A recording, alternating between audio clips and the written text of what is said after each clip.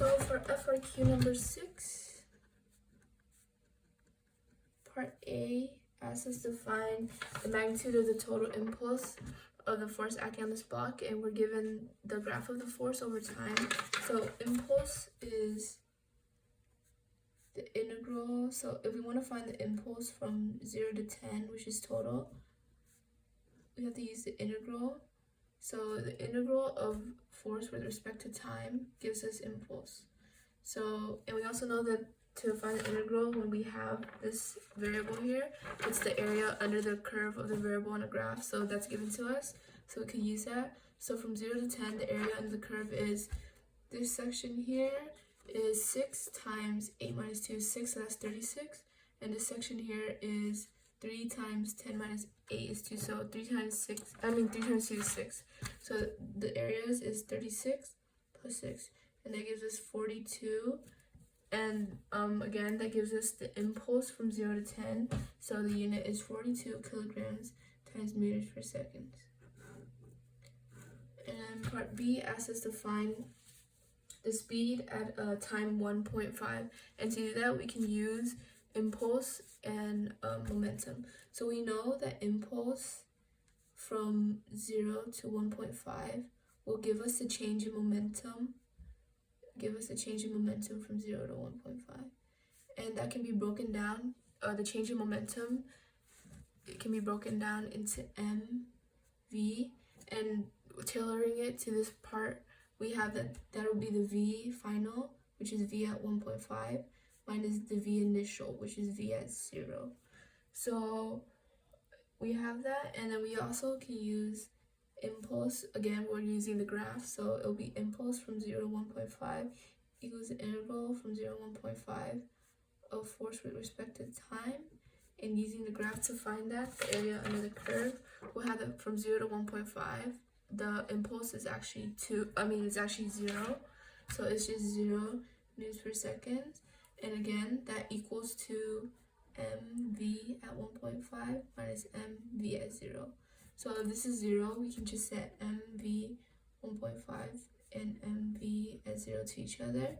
The m's will cross out, and we see that v at 1.5 equals v at 0. And we know that v at 0 is v initial. It was 5 meters per second.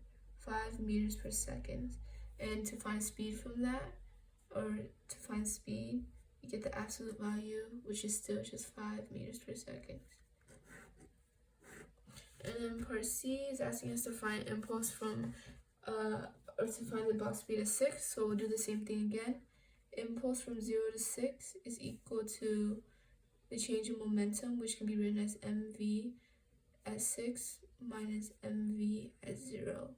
And then the impulse from 0 to 6, to use the graph, we'll have the integral from 0 to 6 of force with respect to time is equal to, using the area under the curve, from 0 to 6 here, that's 0 still, so we're looking at this area only, which is 4 times 6.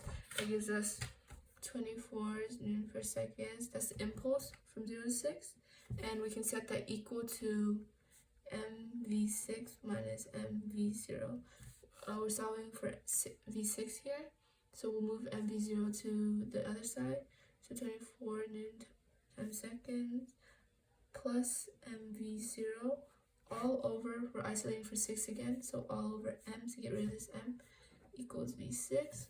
Plugging everything we know, 24 newtons times seconds plus mass is 4 kilograms times v0, v at 0 is 5 meters per second, all over 4 kilograms gives us v6, and that equals 24 times 4, 24 plus 4 times 5, that would be 24 plus 20 divided by 4, gives us 11 meters per second. To find speed from velocity, we get the absolute value. So speed at time equals 6 equals 11 meters per second. And then part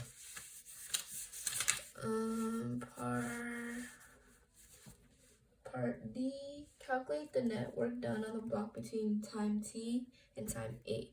So we're trying to find the net work from 2 to 8. So that is using the network and kinetic energy theorem, we'll have that network equals change in kinetic energy. And for this problem, that'll be the change in kinetic energy from 2 to 8 seconds. So if we break that down, it'll be the kinetic energy at 8 minus kinetic energy at 2.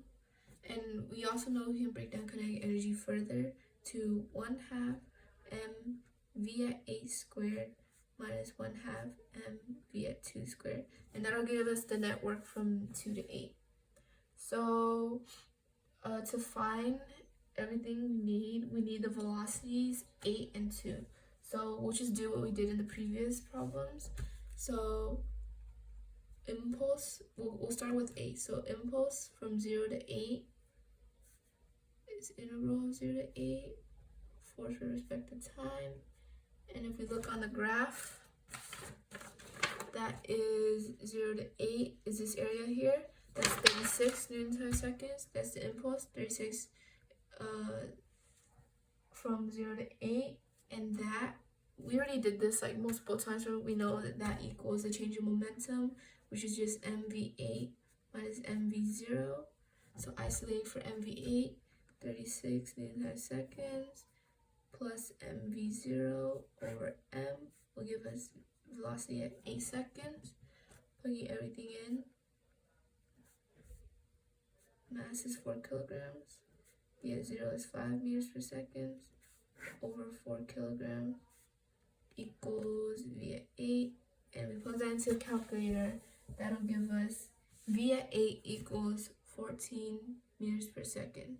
And now we want to find V at, oh sorry, this is at, V at 2. So we need velocity at 2.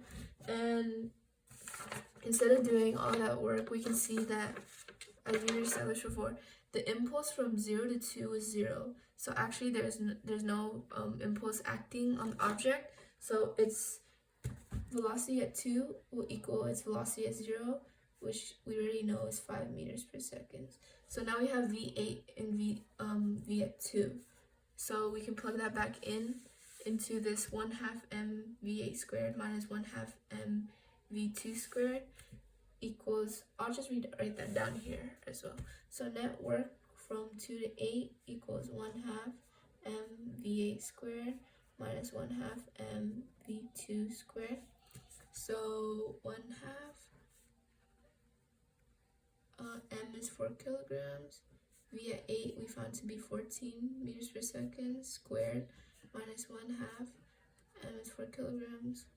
V at 2 we found to be 5 meters per second. That's squared. We plug all of that into a calculator. We'll get that the net work done from 2 to 8 is equal to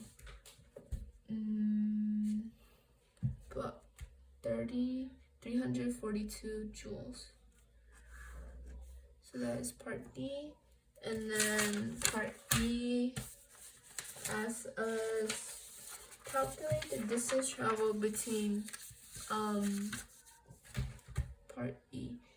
The distance traveled between time equals 8 and time equals 10.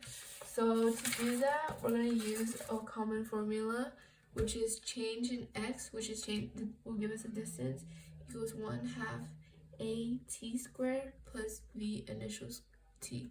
And for this problem, our time we know is, it wants us to find between 8 and 10. So our time will be 10 minus 8, that's 2 seconds. And then our v initial, in the context of the problem, would be the v at time equals 8. So v initial would be v at time equals 8. And we actually already found that in the last problem here. V at time equals 8 equals 14 meters per second. And then the acceleration from time 8 to 10 will be dependent on the force at that time. So it would be the force from 8 to 10 over the mass. And we can see from the graph here that the force from time 8 seconds to 10 seconds is 3. So 3 newtons over the mass is 4 kilograms. We get that acceleration from time 8 seconds to 10 seconds is 0.75 meters per second squared. So now we have all the information. We can go ahead and plug it into the equation. Changing x, which is the distance we're trying to find, equals 1/2. A is 0.75 meters per second squared. Time is 2 seconds squared, plus v initial, or v at 8 seconds, is 14 meters per second, times time again is 2 seconds. So plug that all into the calculator. We'll get that the distance from traveled from 8 seconds to 10 seconds is equal to 0.5 times 0.75 times 2 squared plus 14 times 2, 29.5 meters. That is the distance traveled. And then that is part E. And moving on to part F, it wants us to graph. There's 3 graphs.